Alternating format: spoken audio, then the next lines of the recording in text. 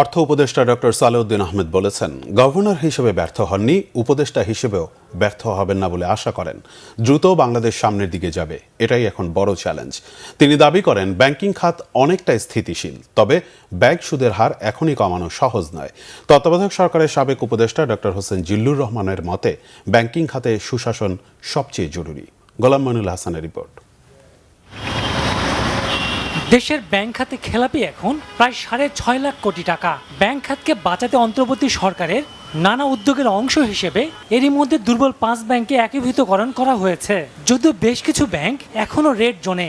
এমন প্রেক্ষাপটে শনিবার রাজধানীর স্টেডিয়াম মিলনায়তনে ব্যাংকিং আলমনাক গ্রন্থের ৭ম সংস্করণ প্রকাশ করা হয়। এতে ব্যাংক খাতের সার্বিক চিত্র তুলে ধরা হয়েছে।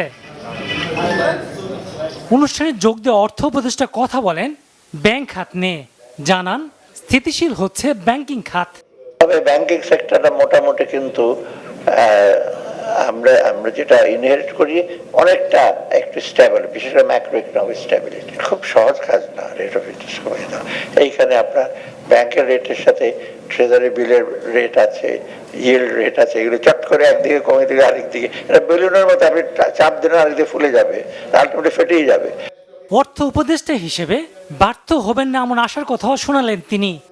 আমার মনে হয় গভর্নর হিসেবে খুব ব্যর্থ হই নাই, মোটামুটি এখনো ব্যর্থ হব না। কিছুটা হয়তো আপনারা দেখতে পাবেন যে কিছু কিছু কাজ হয়েছে এবং সবগুলো ফলো করে বলা হয় না, পাবলিসিটি দেওয়া হয় না। অর্থাৎ আমি মনে করি সবাই মিলে কাজ করি আর আমার সামনে বাংলাদেশকে দ্রুত সামনে নিয়ে এগিয়ে যেতে হবে।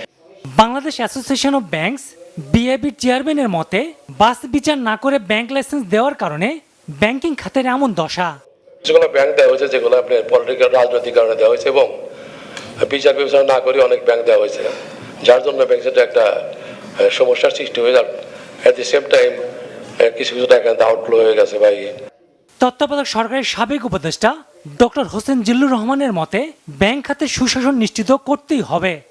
মোটা দাগে দেখা যাচ্ছে সেখানে ভঙ্গুর থেকে এক ধরনের জোড়া লাগানো গেছে।